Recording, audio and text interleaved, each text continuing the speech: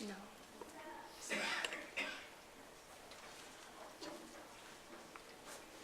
You may be seated.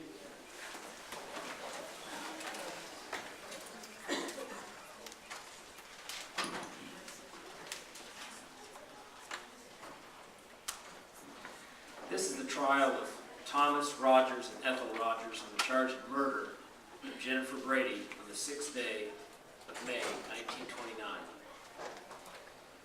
Are the defendants here today?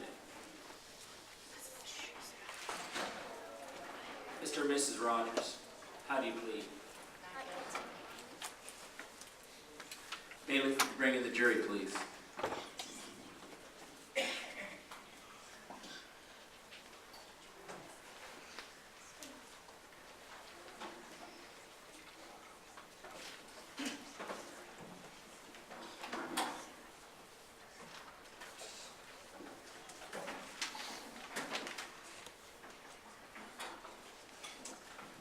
Who is representing the people? Me, Miss Smith, and me, Miss Smith. Thank you. Are you ready to proceed? Yes. Who's representing the defendants? Miss Jackson. Miss Westlake. Are you ready to proceed? Yes. Very well, thank you. Sit down. We're going to begin this trial with opening statements. We'll let the prosecution make their opening statement to commence the trial. Mr. and Mrs. Rogers were the caretakers of poor Miss Brady. They were responsible for taking care of her when she needed them the most. Miss Brady died on Mr. and Mrs. Rogers' watch. They claimed they couldn't contact the doctor in time because of the storm that night. After Miss Brady died, Mr. and Mrs. Rogers came into money.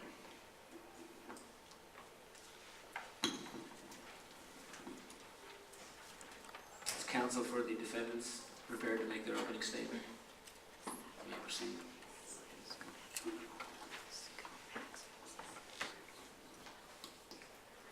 Mr. and Mrs. Rogers are being accused of murdering their employer, Miss Brady. Miss Brady was in a bad condition of health and was on her last leg. There is no evidence to prove or show any signs of neglect from the Rogers, therefore proving them innocent. I assure you that Mr. and Mrs. Rogers did not neglect, nor did they murder Miss Brady. Is the prosecution prepared to bring witnesses? You may bring your first witness. Our first witness is the doctor, Miss Staley.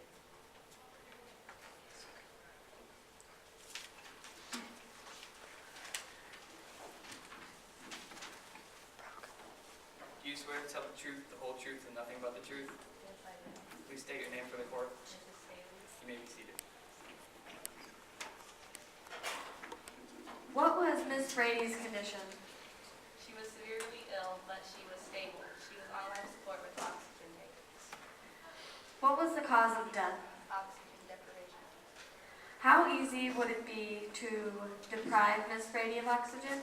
It would be very easy. With Mrs. Brady's condition, she would die instantly. How easy would Mr. and Mrs. Rogers to pull the plug on Miss Brady's oxygen tanks? Very easily, she would die instantly. That's all you know. Does counsel for the defendants have any questions for the witness? Thank you. You may be seated. Do you have any additional witnesses? Yes, Your Honor. We'd like to call the neighbor, Miss Blush, to the stand. Do you swear to tell the truth, the whole truth, and nothing but the truth? Yes, I did. Please state your name for the court. Mrs. Blush? You may be seated. Mrs. Blush, where were you and your husband on the night of May 6th? We were at home. What were you doing that night? He was watching TV and I was doing the dishes. Did you see Mr. and Mrs. Rogers at all that night? Yes, there was a big window into Miss Brady's house. They were in the room. What were they doing? Mr. and Mrs. Rogers were standing over Miss Brady. Mr. Rogers and Miss Brady had Miss Brady's oxygen cord in his hand, and they were both smiling and talking. Could you understand what they were saying? I I can lip read very well. They were talking about money, but they saw me and closed the curtains within a few minutes. Mr. Rogers left and started walking. That's all. Do you have any questions for the witness? You may be seated. Counsel for the state, do you have any further witnesses? All right. Counsel for the defendants, do you have any witnesses you want to call today?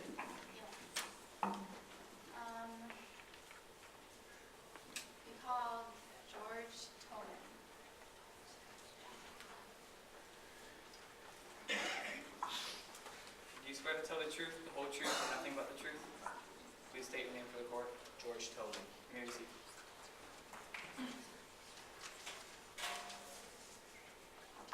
Who is the closest neighbor to the Brady residence? I was How far is your residence from the Brady residence? 20 miles away from the house. How long do you suppose it would take to get to your house from the Brady residence? A long time. On the night of Miss Brady's death, how would you describe the weather? It was very stormy. The winds were very strong. It was impossible to get down there. It was a huge storm. That's all.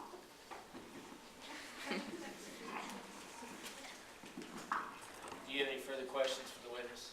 Yes, Your Honor. When did you find out about Miss Brady's death?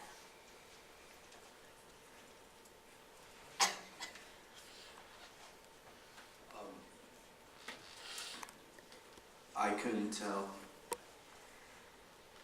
How did you find out about her death? Can you repeat that? How did you find out about Miss Brady's death? She lived like right by me. It wasn't hard to like get the news. Okay, no further questions, Your Honor.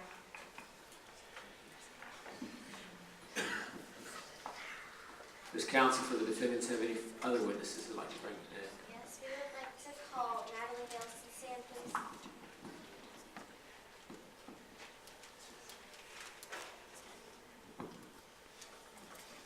Do you swear to tell the truth, the whole truth, and nothing but the truth? Yes, Please state your name for the court. Natalie Hales. You may be seated. What was Miss Brady's cause of death? Miss Brady's cause of death was unknown, but she was not poisoned. What did Miss Brady's autopsy show in reference to signs of neglect? It showed no signs of neglect. She was in bad state of health and her death was quite sudden, but in no way surprising due to her condition. No further questions. Counsel for the state, do you have any questions for the defendant? You may be seated. Counsel for the defendants, do you have any further witnesses? No, Your Honor. Does anyone have any further witnesses? No, Your Honor. All right, we're going to proceed with closing statements. Prosecution, are you ready to begin with your closing statement? Yes, Your Honor. You may proceed. Ladies and gentlemen of the jury, we have clearly proven without a doubt that Mr. and Mrs. Rogers premeditatively murdered Miss Brady. They waited till the storms knocked out the power and help couldn't come. Miss Blush saw them through the window. Mr. Rogers had the oxygen cord in his hand, and he and his wife were discussing money. Mr. and Mrs. Rogers came into a lot of money because of Miss Brady's death. Mr. and Mrs. Rogers had motive and opportunity. I hope that you will do the right thing and say that they are without a doubt guilty. Counsel for the defendants, do you want to make your closing statement? There is not enough evidence to prove that Mr. and Mrs. Rogers intentionally murdered Miss Brady, which I assure you they did not. Miss Brady's condition was worsening, and there was nothing more the Rogers could have done for her. Again, there is not enough evidence to prove that Mr. and Mrs. Rogers murdered Mrs. Brady, so you must acquit the Rogers.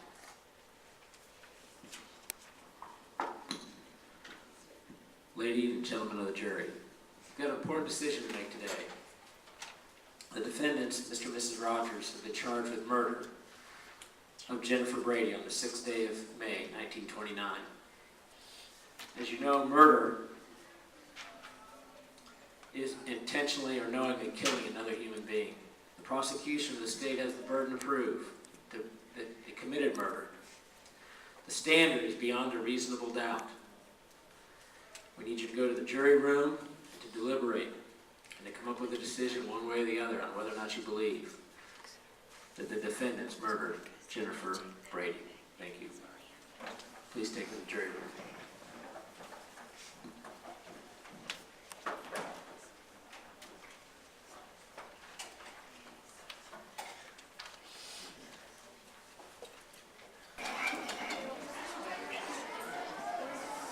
Performers of the jury, please stand. Madam, have you reached a verdict?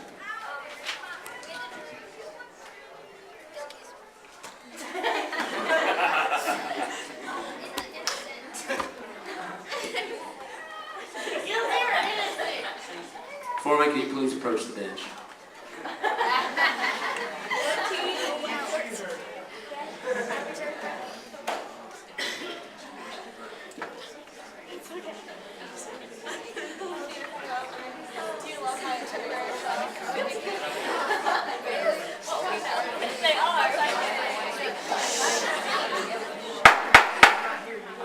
Order the court, please.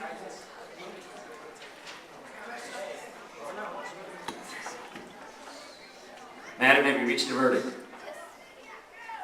Will the defendant please stand?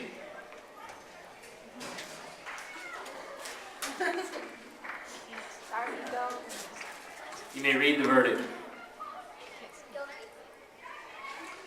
Bailiff, will you take our defendant away?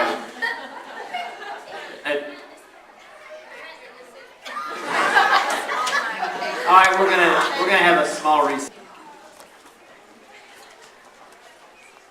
The jury has made an error. We're going to ask the jury for their verdict one last time. Will the foreman of the jury please stand? Madam, have you reached a verdict? Yes. Will the defendant please stand? You may read the verdict. Say you all? Say you all? Yes. Outstanding. Court is dismissed and the defendant is free to go.